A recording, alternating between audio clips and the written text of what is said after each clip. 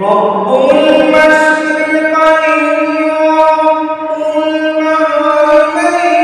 فبأي آلاء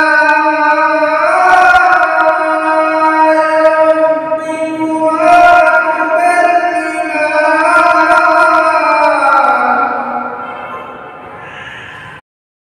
رب المشرقين ورب المغربين فبأي آلاء ربكما تكذبان